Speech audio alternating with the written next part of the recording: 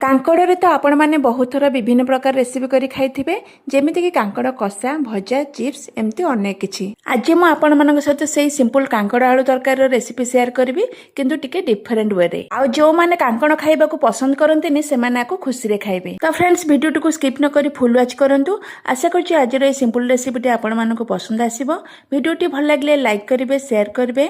आ जदि चैनल रे नुवा थिबे चैनल को सब्सक्राइब कर देबे। आ फेसबुक पेज कि इंस्टाग्राम रे देखुथिले फॉलो कर देबे। तो चलंतु स्टार्ट करिबा आज रो रेसिपी। फर्स्ट मु एठी 5टी कांकड़ को एम्ति 4 पीस करी लंबा लंबा करी काटी नेछि। आपण कांकड़ रो क्वांटिटी एठी कम अधिका करि परिबे।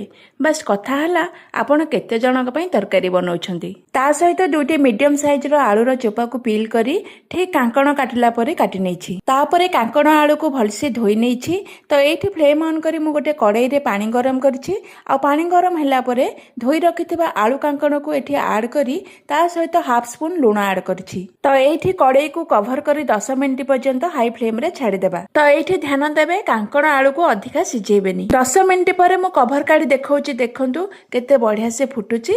आ कांकड़ आलू एठी पूरा सिझिनी दर सिझा हेछि। याकू आमे एबे पानी रे छाणी गोटे प्लेट को बाहर कर देबा। तापरे गैस फ्लेम ऑन करी मु गोटे कढ़ाई बसैछि। आ कढ़ाई गरम हैला परे सेथरे दे देबा 2 बड़ चमच सोरिष तेल। ता ऊपर दे देबा कांकड़ आलू आ ता सहित दे देबा आधा चमच हल्दी पाउडर आउ आधा चमच रु भी कम लूण। तो फ्लेम को एठी मीडियम रखिकी आलू और कांकड़ को हल्का कलर चेंज हेबा पर्यंत भाजी नेबा।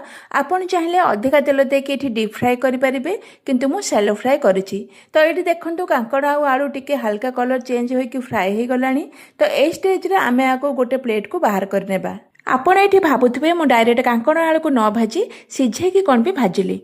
आपण माने जानिथिबे जेते बेले कांकड़ को भाजुथिबे बा तरकारी करूथिबे सेटा हल्का हल्का पिता पिता टेस्ट लागे ना। बस से टेस्टा एठी आउ आसीबनी। आपण जदि कांकड़ आलू को दर सिझा करी तापर तेल रे भाजी की तरकारी करिवे देखिबे बहुत बढ़िया टेस्ट आसीबो।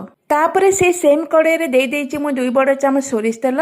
आ तेल गरम हैला पर सेथरे देछि किछि गोटा मसला आ तेजपत्र। तापर मु एठी 2टी मीडियम साइज रो प्याज को एकदम चुन चुन करी काटी ऐड करिछि। प्याज को तेल रे एठी मिसेई की भाजिबा।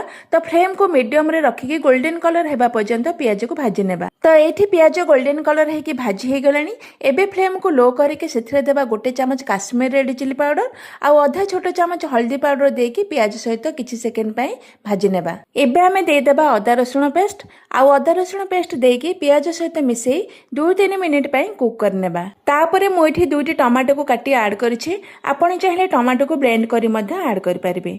तो टमाटो को एठी प्याज अदा रसुण सहित भलसे मिसेई नेबा।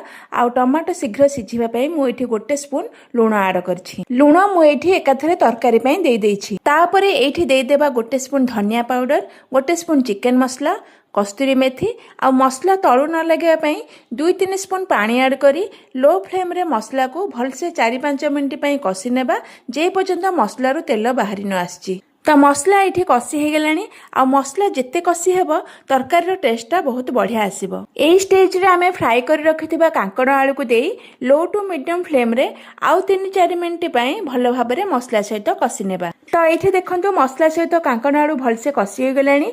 एबे आमे सेथिरे गरम पानी ऐड करबा। पानी एठी मो बेसी देइनी कारण मो बेसी ग्रेवी रखिबिनी। टिके जुकजुक होई रहिले एई तरकारीटा बहुत टेस्टी लागे। आपण को जदि अधिका झोल दरकार ताहले पानी टिके आउ अधिका देबे। एबे फ्लेम को हाई कर देबा। आ तरकारी टिके फुटी गला परे फ्लेम को लो टू मीडियम करी कढ़ाई को कवर करी 5-7 मिनिट पई कुक कर नेबा। आ 5-7 मिनिट परे बस एंड रे गोटे फ्रेश फ्लेवर पई देई देबा हाफ स्पून गरम मसला आ किछि कटा धनिया पत्र। तो एठी रेडी हे गला कांकड़ आलू कषा। एकदम सिंपल वे रे बनेछि। थरे निश्चय ट्राई करंतु। आशा करछि आज रे सिंपल रेसिपीटी आपण मानको पसंद आस्थिबो। वीडियोटी भल लागले लाइक कर देबे। आज पई एतिकी रहुछि पुणी आसीबे आउ एक नुवा रेसिपी नै। धन्यवाद।